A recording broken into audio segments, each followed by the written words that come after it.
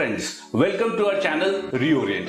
आज मैं income tax में टैक्स रिफंड आपको स्मूथली मिल जाए उसके लिए हमें किन चीजों का ध्यान रखना है at the time of filing income tax return उसके बारे में बताऊंगा। आप इस वीडियो को अंत तक जरूर देखें और अगर वीडियो अच्छा लगे तो इसे शेयर करें एंड सब्सक्राइब भी करें। आपका जमा किया हुआ tax is more than the tax liability calculated and return has been submitted, then आपको रिफंड मिलेगा।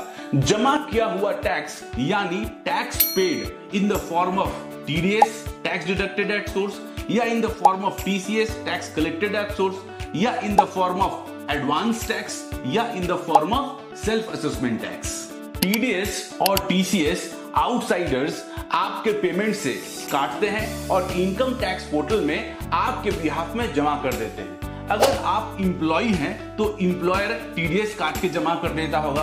अगर आप सर्विस प्रोवाइडर है तो आपके कस्टमर्स TDS या TCS काट के इनकम टैक्स पोर्टल में आपके बिहाफ में जमा कर देते हैं। फाइनेंशियल ईयर खत्म होने से पहले आप खुद से जो इनकम टैक्स में अपना टैक्स जमा करते हैं उसे एडवांस टैक्स कहते हैं। सपोज फॉर फाइनेंशियल ईयर 23-24 आपने जो टैक्स पेमेंट किया है बिटवीन 1 अप्रैल 2023 टू 31 मार्च 2024 उसे एडवांस टैक्स कहते हैं। फाइनेंशियल ईयर खत्म होने के बाद आपने उस फाइनेंशियल ईयर से रिलेटेड कोई टैक्स जमा किया है तो उसे सेल्फ असेसमेंट टैक्स कहते हैं। से सपोज फॉर फाइनेंशियल ईयर 23-24 आपने अगर कोई टैक्स का पेमेंट किया है after 1 April 2024 to income tax return submission date, उसे हम सेल्फ असेसमेंट टैक्स कहते हैं। इनकम टैक्स रिटर्न का ड्यू डेट है सबमिशन का 31st of July from the end of the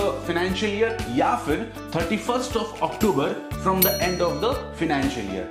31st October इन उन केसेस के लिए है जिनमें टैक्स ऑडिट एप्लीकेबल है। Income tax return due date के बारे में और जानकारी के लिए आप ऊपर दिए गए लिंक को क्लिक करके हमारा वीडियो देख सकते हैं। इनकम टैक्स रिटर्न प्रोसेस होने के बाद आपके पास इंटीमेशन आएगा for the refund amount and interest on refund amount. Refund का प्रोसेस स्मूथली हो जाए उसके लिए ITR रिटर्न जमा करने से पहले हमें क्या ध्यान रखना है, आइए देखते हैं। Important things before filing income tax returns. Number 1, pan should be linked with आधार। अगर पैन और आधार लिंक नहीं है देन आप इनकम टैक्स रिटर्न फाइल नहीं कर पाएंगे या फिर रिफंड क्लेम नहीं कर पाएंगे। इंटरेस्ट ऑन रिफंड आपको नहीं मिलेगा from the date your PAN becomes inoperative till linking and on the date it becomes operative.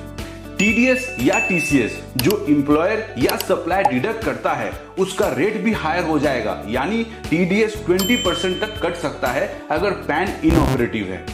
आप फॉर्म 15G या 15H डिक्लेरेशन भी नहीं फाइल कर पाएंगे फॉर नील TDS।